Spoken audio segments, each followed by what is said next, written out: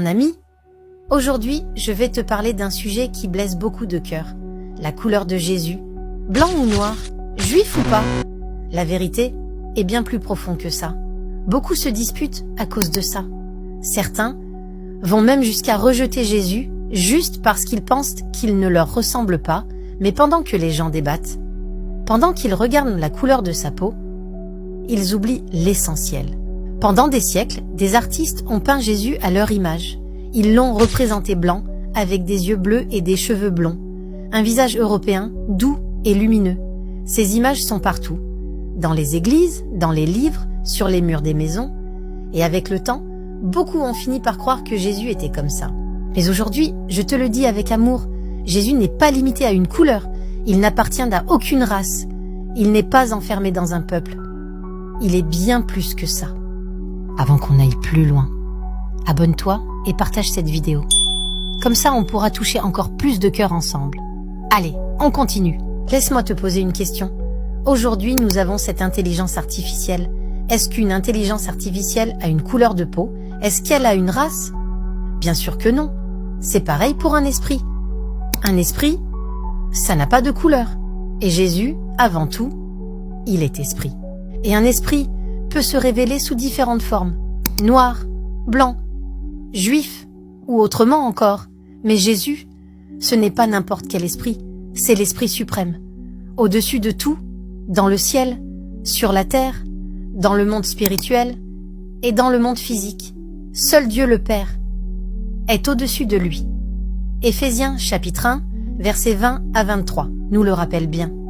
La Bible elle-même nous le montre. Jésus peut changer d'apparence. Dans Jean chapitre 20, Marie de Magdala l'a vu, mais elle ne l'a pas reconnu. Pourtant, elle le connaissait très bien. Dans Marc chapitre 16, la Bible dit clairement, Jésus apparut sous une autre forme, à deux disciples qui marchaient avec lui.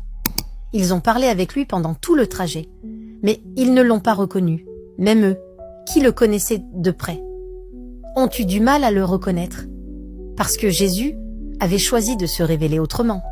Pourquoi? Parce qu'il est Seigneur. Et il se manifeste comme il veut, quand il veut, de la manière qu'il veut. Oui, à la croix, il avait peut-être l'apparence d'un juif, mais sa nature n'est pas juive. Jésus est universel. Il n'est pas venu pour un seul peuple. Il est venu pour tous. Pour les Noirs, pour les Blancs, pour les Asiatiques, pour les Arabes, pour chaque cœur qui veut de lui. Jean chapitre 3, verset 16 le dit bien. Dieu a tant aimé le monde entier. Pas seulement les Juifs, mais le monde entier. Avant d'être chair, nous sommes tous, d'abord, esprits, comme Jésus. La Bible le dit dans 1er Jean chapitre 3, verset 2. Un jour, nous serons semblables à lui, et nous le verrons tel qu'il est. Dieu a aussi dit à Jérémie, « Je t'ai connu avant que tu sois dans le ventre de ta mère. » Il parlait de l'esprit, pas de la chair. Nous sommes esprits avant d'être chair. Alors ma sœur, mon frère, ne te perds pas dans des débats sans fin. La vraie question, c'est celle-ci. Est-ce que Jésus est ton sauveur aujourd'hui? Est-ce que tu lui as déjà donné ta vie? Parce que la vérité, c'est que personne n'ira au ciel sans passer par Jésus. Il est le chemin, la vérité et la vie.